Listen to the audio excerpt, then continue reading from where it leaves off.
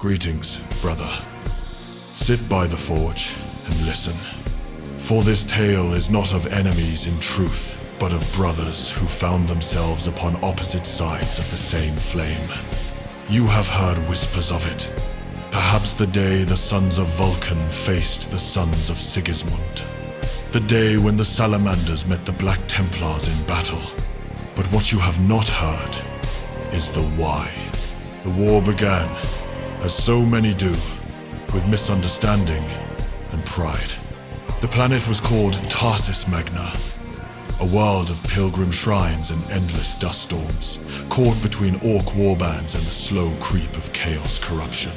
The Imperium sent calls for aid, and both chapters answered.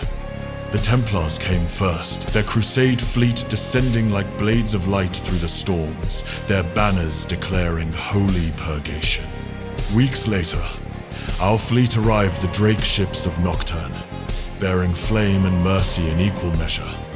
We came not to purge, but to save what could still be saved.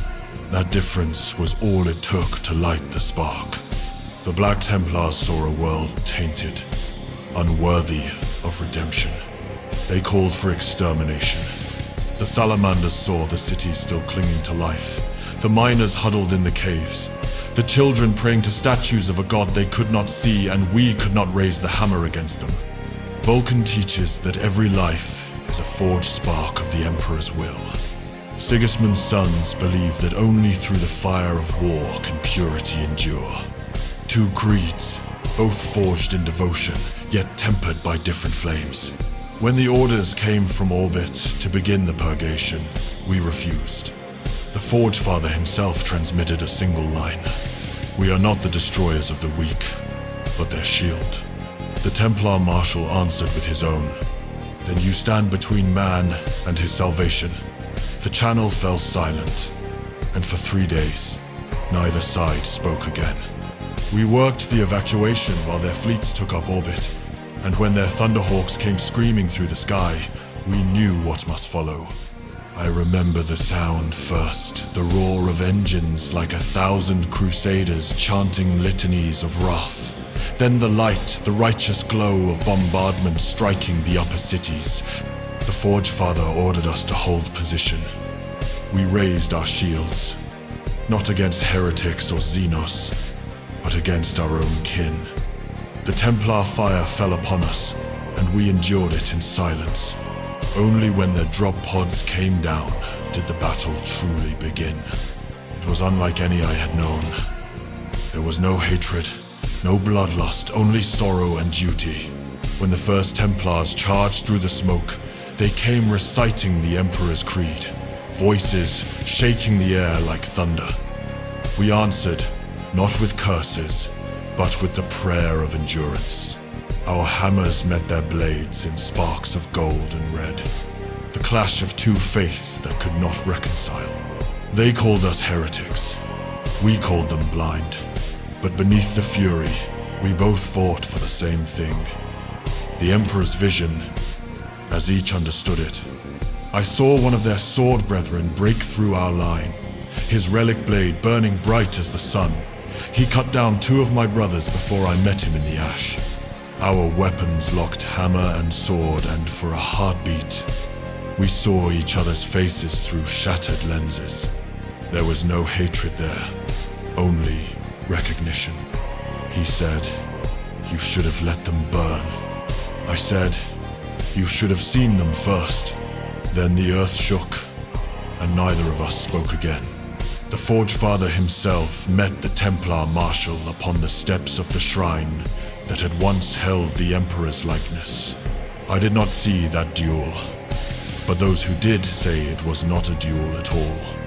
It was a sermon spoken in steel. For hours, they fought, not to kill, but to convince. Every blow an argument, every parry a plea. At last, both fell to their knees, exhausted, their weapons shattered, the shrine burning around them. And in that fire, they saw what they had done. 2 chapters of the Emperor's finest, turning his name into a battlefield. When the storm finally broke and the smoke cleared, neither side claimed victory. We left Tarsus Magna in silence. The Templars gathered their dead, we gathered ours. And the survivors of that broken world were left to choose which god they believed in more, the one of fire or the one of wrath.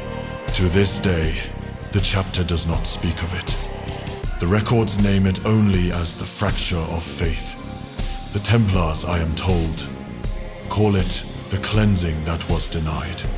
Yet, I have often wondered if the Emperor himself judged us both in that moment and found us wanting. For faith without compassion is as cold as unlit steel, and mercy without resolve is as weak as untempered iron. Perhaps the truth lies not between our doctrines, but in their union. Perhaps the Emperor made both of us to hold different halves of his will theirs.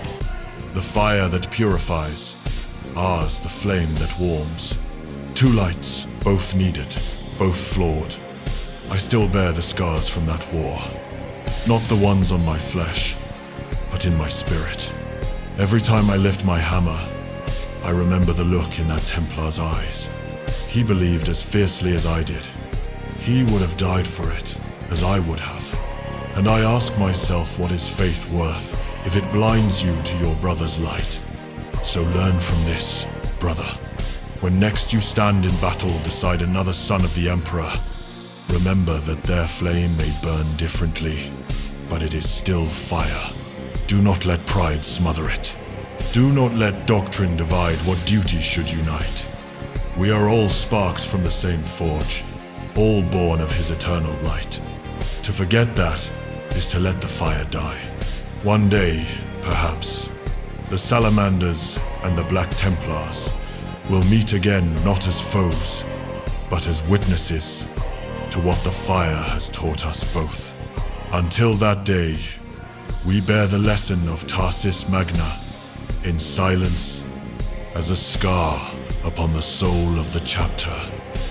A scar that reminds us that even the purest flame can burn what it was meant to protect. So hold to mercy, brother. Temper your wrath. Let your faith be as the forge patient, enduring, alive with purpose. For only through such balance can the fire truly endure. And when the stars grow cold, and the last crusade is ended, I believe I know that the Father of Fire and the first champion of the Blade will meet again, side by side, in the light of the same forge.